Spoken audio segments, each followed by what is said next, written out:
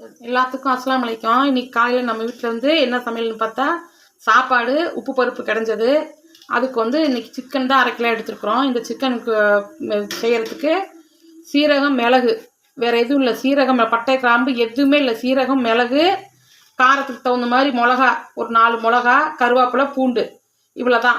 இதைத்தான் இன்றைக்கி போட்டு தாளித்து இன்றைக்கி இந்த கறி செய்யப்படுறதுக்கு பேருக்கு இந்த கறியோட வந்து செய்கிறது ரெசிபி பேர் சீரகம் மிளகு கறின்னு சொல்லுவாங்க. மஞ்சத்தூள் போட போகிறோம், வேறு எதுவுமே கிடையாது. உப்பு மஞ்சத்தூள் ஆயில் அவ்வளோதான். இப்போ இதுக்கு தேவையான அளவுக்கு நான் சீரக மிளகு எடுத்து வச்சுருக்கிறேன். காரம் எங்கள் வீட்டில் கம்மியாக தான் சாப்பிடுவாங்க, குழந்தைங்க சாப்பிட்றதுனால 4 மிளகா பூண்டு தேவையான அளவு. இதுக்கு வந்து கருவேப்பிலை இது எல்லாமே அரைக்கத்தான் போகிறோம். தாளிச்சு விட்றதுக்கு முன்னாடியே அரைச்சி தான் தாளிச்சு விட போகிறோம். பாருங்கள், இந்த சிக்கன் கறி தேவையான அளவுக்கு ஆயில் ஊற்றிட்டேன். ஆயில் சூடாயிடுச்சு. இப்போ வந்து இந்த அரைச்சி வச்சுருக்கிறோம்ல சீரகம் மிளகா தேவையான காரத்தை மிளகா கருவேப்பிலை அதை போடுறேன். வேறு எதுவுமே தாளிப்பு கிடையாது. இது மட்டும்தான், இந்த மசாலா மட்டும்தான் போடுறேன். இந்த அரைச்ச பேஸ்ட்டு மட்டும்தான்.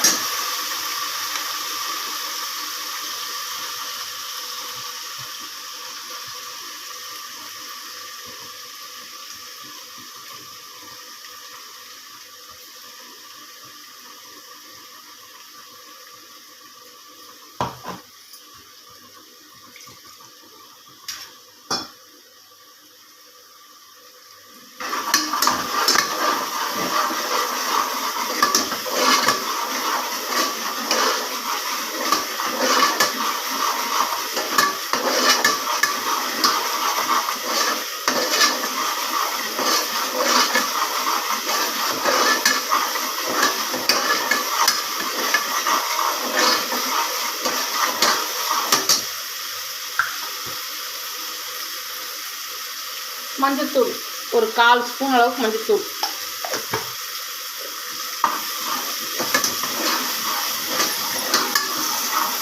பாருங்கள், மசாலா நல்லா எண்ணெய் பிரிஞ்சு நல்லா அப்படி வெந்து வந்துருச்சு பாருங்கள்.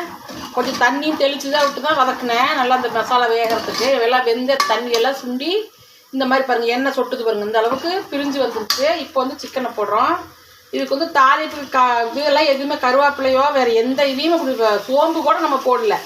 சீரகம் அந்த அரைச்சம் பார்த்திங்களா, அது மட்டும்தான் போட்டாச்சு. இதுக்கு வந்து பீஸ் கொஞ்சம் பெருசு பெருசாக தான் போடணும், அப்போ தான் நல்லாயிருக்கும். அதனால தான் பெருசு பெருசாக தான் வாங்கிட்டு வந்துருக்குறோம் நம்ம.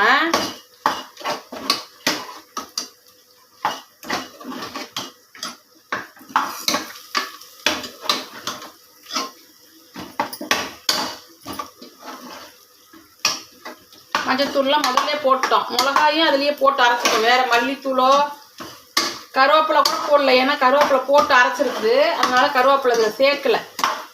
அது தாளிப்புக்கெல்லாம் கொடுக்கல, சும்மா தான் அப்படியே வதக்குறோம் தான்.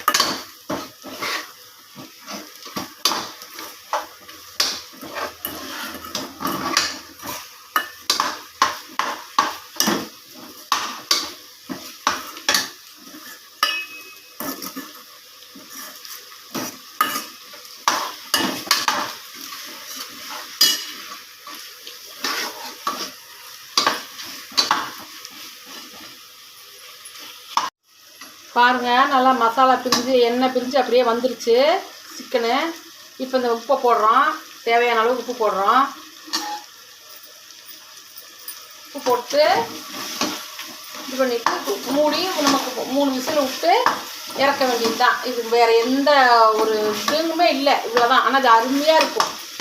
இந்த இதுக்கு வந்து ரசம் கிள்ளி போட்ட சாம்பார் உப்பு பருப்பு இது எல்லாமே இதுக்கு சூட்டபுளாகும். இந்த கறிக்கு வந்து அதெல்லாமே நல்லா சூட்டபுள் குழம்பு அந்த மாதிரி வச்சுக்கலாம். உப்பு பருப்பு கிடஞ்சிக்கலாம். இது சும்மா தொட்டு வச்சு சாப்பிட்றதுக்கு தொட்டுக்கலாம். இதுக்கு ஊற்றி சாப்பாட்டுக்கு சாதத்துக்கு ஊற்றி சாப்பிட்றதுக்கு உப்பு பருப்பு கிடஞ்சிக்கலாம். கிள்ளி போட்ட சாம்பாரும் நாங்கள் தண்ணி மாதிரி வைக்கலாம், அதில் வச்சுக்கலாம். சாம்பாரும் வச்சுக்கலாம், காய்கறி போட்டு ரசம் வச்சுக்கலாம். தயிர் சாப்பாட்டுக்கு சூட்டாகும்.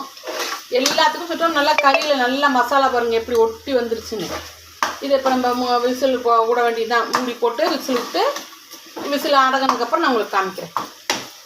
இது அதை குக்கர்லேருந்து எடுத்துட்டேன். எடுத்து இதில் போட்டிருக்கிறேன். பாருங்கள், இப்படி தான் இருக்கும் சிக்கனு. இந்த மாதிரி தான் இருக்கும் அது. இதுக்கு வந்து அப்போ எது வச்சு சாப்பிட்டாலும் நல்லாயிருக்கும். அதான் பருப்பு சொன்னோம் பார்த்தீங்களா, அந்த மாதிரி ஐட்டம் எது வச்சு சாப்பிட்டாலும் தயிர் சாப்பாட்டுக்கும் நல்லாயிருக்கும். இந்த மாதிரி நீங்களும் செஞ்சு பாருங்கள், சாப்பிட்டு பார்த்துட்டு சொல்லுங்கள். இதுக்கு வந்து நான் சொன்னல உப்பு பருப்பு மாதிரி கிடையணுன்னா உப்பு பருப்பு மாதிரி நம்ம வீட்டில் இன்றைக்கி செஞ்சுருக்குறோம்.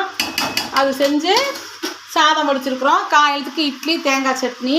இதேமாதிரி நீங்களும் செஞ்சு சாப்பிட்டு பாருங்கள், ரொம்ப நல்லாயிருக்கும். எல்லோரும் சப்ஸ்கிரைப் பண்ணுங்கள், பில் ஐக்கனை கலெக்ட் பண்ணுங்கள். அஸ்ஸலாமு அலைக்கும்.